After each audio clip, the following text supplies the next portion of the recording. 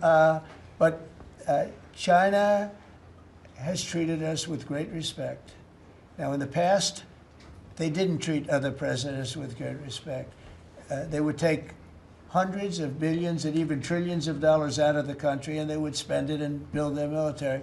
Now they're treating us with great respect. Now, we'll see what happens. I said, if we don't make a deal, I'm putting on an additional 100% on November 1st. I think we'll make a deal. They threatened us with rare earths, and I threatened them with tariffs, but I could also threaten them with many other things, like airplanes. You know about airplanes, because they can't get parts for their airplanes. We build their airplanes. We do a great job. They're largely Boeings, and we could stop the parts. We did stop the parts, actually, when they did the initial threat. That's a big... They closed down over 400 of their airplanes, but we don't want to do that. But we have a much simpler thing. If we don't make a deal, we'll charge them a very substantial tariff, and they'll be paying us hundreds of billions of dollars a year, which they're basically paying right now. We had presidents that allowed China and other countries get away with murder. We're not going to allow that, but we're going to have a fair deal. I want to be good to China. I love my relationship with President Xi. We have a great relationship. I believe after we leave South Korea, we'll be there together. We thought that would be a good place to meet, and we're going to be meeting. I'll be in Malaysia, I'll be in Japan, I'll be in a couple of others. We'll be sort of doing a little bit of a tour. I've been invited to go to China, and I'll be doing that sometime fairly early next year. We have it sort of set. But I think we're going to have a very good relationship with China. And again, they will threaten us with rare earths. I don't think they're threatening us too much right now.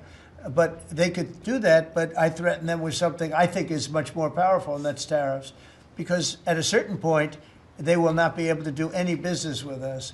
At a certain point, if they pay enough tariffs, it's almost like saying, we don't want to do business with you, but it's probably nicer. Saying you're going to pay 158, 157% tariff is a nicer way of saying that we don't want to do business with you. And if they don't do business with us, I think China's in big trouble, I'll be honest with you. I think China is, I don't know that they even make it. I really do. I believe that they're in big trouble. And I don't want them to be in big trouble. I want them to do great. I want them to thrive. But we have to thrive together. It's a two-way street.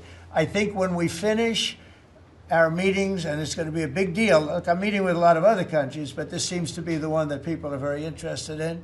I think when we finish our meetings in South Korea, China and I will have a really fair and really great trade deal together. I want them to buy soybeans. They stopped buying our soybeans because they thought that was punishment. And it is punishment to our farmers, but we're not going to allow that to happen because I made a great trade deal with China, a $50 billion trade deal, and they were great about it. They were doing everything that they were supposed to do. And then when Biden came in, you know, I used to call President Xi all the time to say, thank you, or you're not buying enough. In other words, they were supposed to buy. Biden, do you think Biden ever called him? I don't think Biden ever called him. You think Biden lied awake at night thinking about trade with China? He didn't know what he was doing. He was an incompetent president. We had an incompetent president, but you don't have that anymore. So I think we're going to end up having a fantastic deal with China. It's going to be a great trade deal. It's going to be fantastic for both countries. And it's going to be fantastic for the entire world. Thank you very much, everybody. Thank you.